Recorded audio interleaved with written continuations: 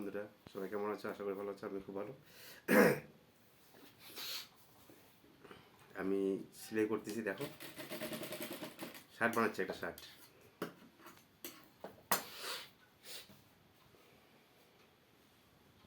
তোমাদেরকে দেখাচ্ছি আজকে শার্ট কীভাবে বানাতে হয়। তো শার্ট কিন্তু আমার হয়ে গেছে। এটা হাতের কপ লাগাবো, হাতের কপ সেলাই করছি।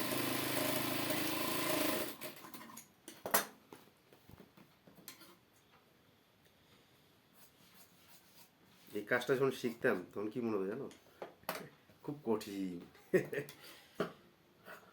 যে কাজটা শিখতে পারবো কিনা। যেরকম এখন আমি শিখে গেছি, এখন কিন্তু আমাকে কঠিন লাগতেছে না, মনে হচ্ছে যে এত সরকা। কিন্তু কাজটা শিখতে আমার 1-2 বছর লাগছে,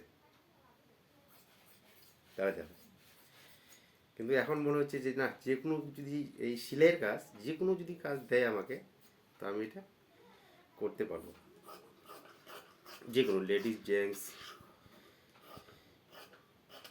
যে কোনো।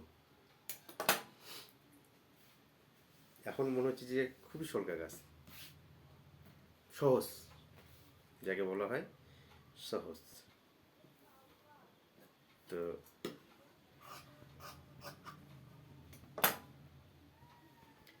কাজটা করছি, ভিডিওটা লম্বা হবে একটু, তো তোমরা দেখতে থাকো।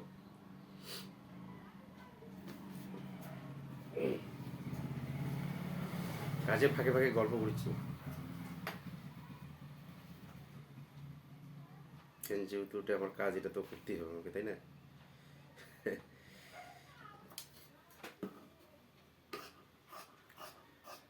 আর আমি বাইরের ভিডিও দিতে পারতেছি না, কেন?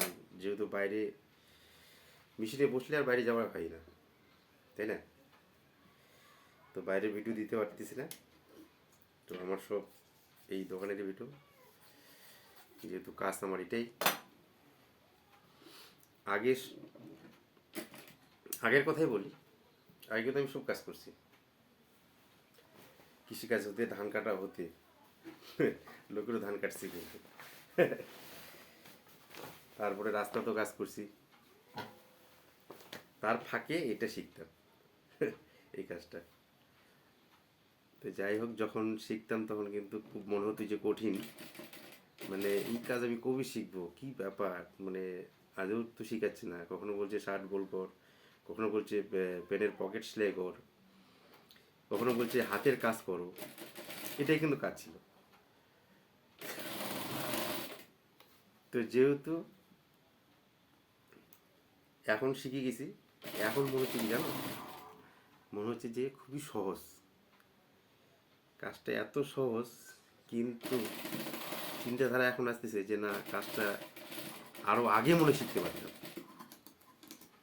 কিন্তু শিখায়নি। কেন? ওরা তো বিনা পয়সায় শিখাইছে। ওরা তো আমাকে নিয়ে কিছু রোজগার করার মানে চিন্তাধারা করছে যে না, এক দিয়ে কিছু কামাই করে নিতে হবে। যেরকম আমাকে, আমি যদি পয়সা দিয়ে শিখতাম, দেখা গেল অনেকে শিখতেছে, অনেক লেডিস 5,000 6,000। তা আমাকে, যেহেতু আমার শেখানো পয়সা নেয়নি, তো আমাকে কাজটা সেইভাবেই শিখাইছে।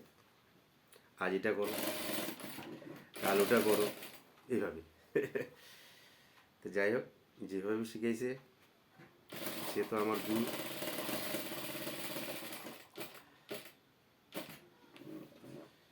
তো ওনাকে তো খারাপ বলা যাবে না।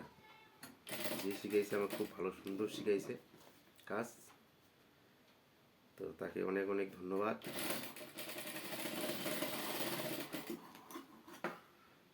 আর ওই কাকুর সাথে অবশ্য দেখা হয় না, জানি না কেমন আছে না আছে। তো ভালো থাক, যেখানে থাক ভালো থাক। আর আমিও এই কাজ করতে করতে তোমার একটা কর্মে যুক্ত হয়ে গেলাম, যেরকম ফেসবুক লাইভ। ফেসবুকে আগে আগে ফেসবুক দেখতাম, কিন্তু এটা চিন্তাধারা ছিল না যে ফেসবুকে একদিন আমি কাজ করব। আমার কিন্তু নতুন, আমার কাজ করা হলো এই 1 থেকে 1.5 মাস, 1.5 মাস মতো কাজ করছি, কিন্তু কাজ করা হচ্ছে আমার।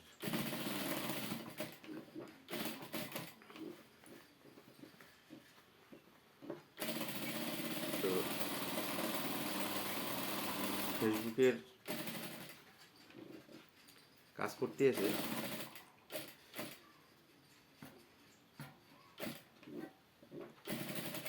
এত ভালোবাসা পাবো ভাবতে পারিনি।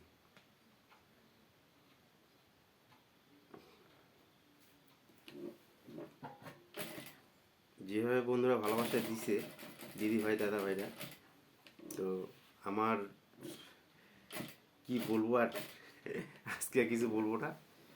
যাই হোক, এই যে আমি হাতের একটা কপ লাগাই দিলাম,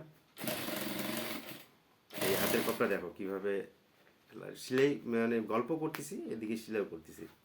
তো আওয়াজটা, মেশিনের আওয়াজটাও যাচ্ছে, আমার বুকের আওয়াজটাও যাচ্ছে। তো যাই হোক, আমি যেগুলো বললাম যদি তোমাদের ভালো লেগে থাকে তো অবশ্যই কমেন্ট করবে, শেয়ার করবে, আর এইভাবে পাশে থাকবে। নমস্কার সবাইকে, শুভ সন্ধ্যা, বলে গুড নাইট সবাইকে। এই যে আমি হাতের কাজ কপটা লাগাই দিলাম। তো বাই বাই সবাইকে, রাখছি। ভিডিওটা একটু লম্বা হয়েছে।